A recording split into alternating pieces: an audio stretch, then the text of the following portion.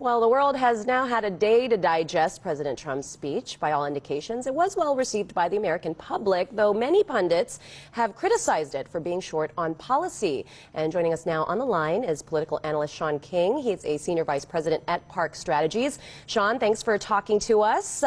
Generally, as we've been saying, very much a more presidential tone this time around, which he really needed to do. How much of it do you think it was his ideas per se versus his speechwriters? Yeah, people complain about the details, but I don't really think a joint session congressional address is the place for details. That's when you go up to Capitol Hill and meet with the individual committees. I was actually finding it very refreshing that the president didn't have a long litany of different initiatives and policy things that he would never follow up on. So I thought the big picture, not to say that I agreed with everything he said, and I will wait for a little more details on certain things, but I thought the fact that he kept it kind of, high level was actually very refreshing for once.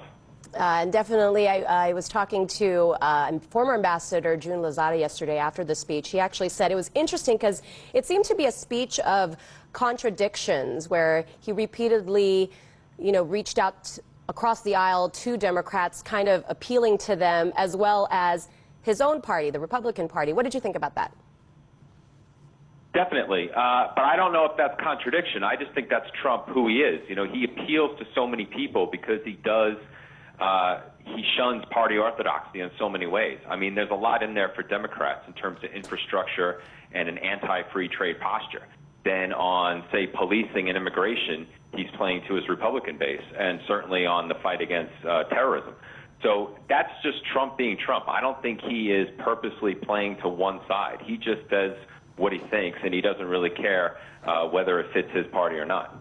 Well, let's go into this a little bit deeper, because he did say in the beginning, he set this very unifying tone, saying, alluding to the 250th anniversary of the United States, the Union, and saying that America will once again lead the world. But then he also said toward the end, I do not represent the world, I only represent the United States of America. So don't you think that's a bit of a contradiction?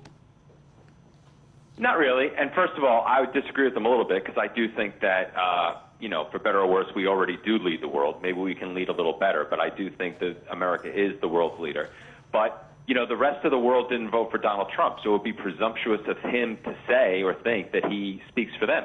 We're only 5% of the world's population, and people don't like it when America goes around telling other people what to do. I hear those complaints in Europe all the time.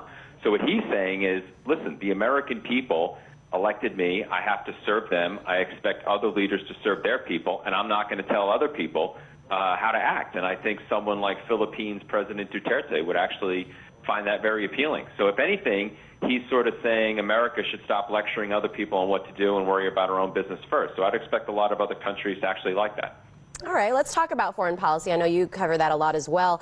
He did talk about that $54 billion boost in defense spending, but that is going to be taken away from things like federal agencies that assign foreign aid, diplomatic types of funds, things that affect the rest of the world, certainly.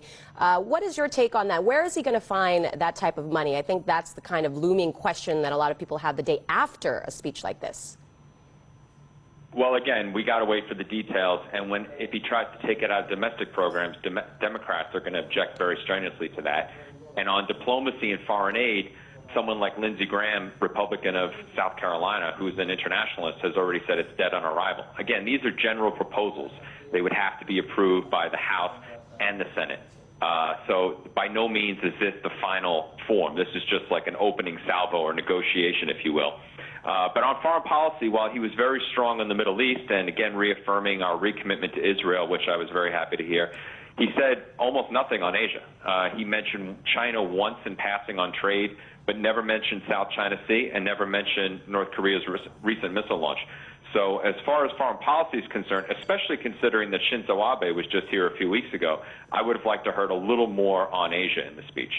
Do you think that's an indication of kind of his priorities, that Asia probably is not a priority for this particular White House? I wouldn't say that. Maybe he just thinks that, he had some high-level meetings with Chinese officials this week. I know he's in the process of, I've heard he's in the process of setting up a summit with mainland Chinese President Xi Jinping. He just had his summit with Abe. Maybe he thinks everything's under control right now. He doesn't want to set off Kim Jong-un any further, especially with the killing in Malaysia. So maybe he just thought Asia's well enough for right now. He doesn't need to go into it. But considering that it's such an important, dynamic part of the world, and I know your viewers care about it a lot, I would have liked to have heard something. But I don't think it doesn't mean he doesn't care about Asia. I just think he maybe thinks everything's under control right now, so he didn't have to address it. All right. Well, Sean King, always enjoy having you on the show. He's Senior Vice President at Park Strategies based in New York.